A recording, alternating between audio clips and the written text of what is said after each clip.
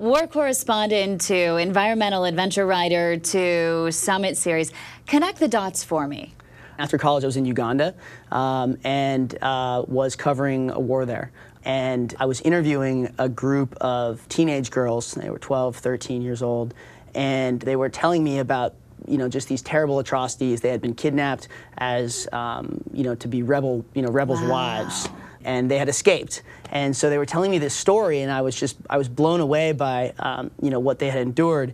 And at the end of the interview, one of them looked at me and they asked me, they said, "How long after your story comes out will the war end?"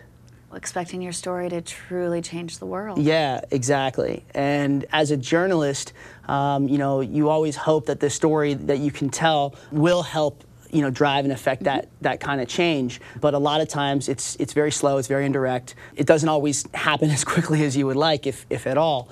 That always sort of nagged me, and that question of immediacy has always sort of followed me around. So at that point, you started looking for a way to have an immediate impact. Yeah, after covering that war, I ended up getting hired at Outside Magazine as an editor there, and my focus sort of shifted from human conflict to environmental conflicts. And when I met my now colleagues at Summit Series and kind of heard about what was happening and sort of the mission and the end goal, it became very apparent to me that this was an organization and a tool and a community that could have a tremendous positive, disruptive impact on the world, more so than any story that I could ever write. The Summit Series, for people who don't know, is a gathering of 1,000 of the most amazing entrepreneurs and executives from around the world that are truly trying to use their for-profit businesses to change the world. Absolutely, yeah. Our goal is to bring these people together and help them do even more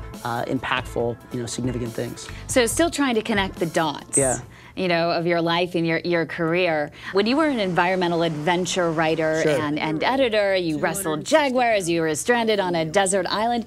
How does that play into what you're doing today? As a journalist, I was only limited by my imagination in terms of the stories I could cook up. If I wanted to go spend 2 weeks taking care of a jaguar in Bolivia, I could go do that. Licking me like a house cat. If I wanted to spend 20 days stranding myself on a desert island with nothing, I could do that. And with this community, it's similar in that we literally are only limited by our imagination. We work with the most incredible, dynamic, innovative people, and so literally any project that we can cook up or think up, we can generally find the people to help us execute it. For example, as we were planning the last event, it was Summit at Sea, and we were going out into the ocean, and the ocean is a huge passion of mine, and I wanted to figure out a way to expose our community to ocean issues.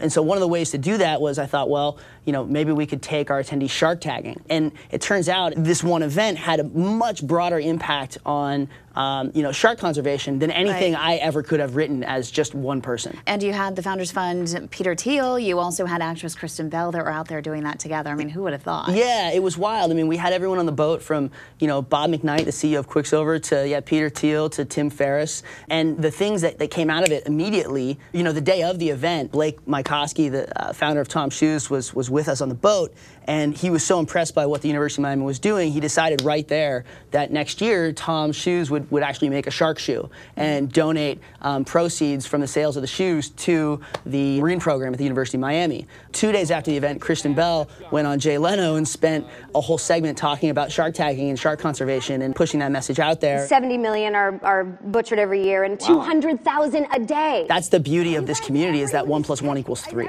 So we're pretty excited about what we've done so far, but I think it'll be a real success when we create our own marine park and when shark finning stops. And when the war in Uganda stops. So it's just something that's near and dear to your heart. Absolutely.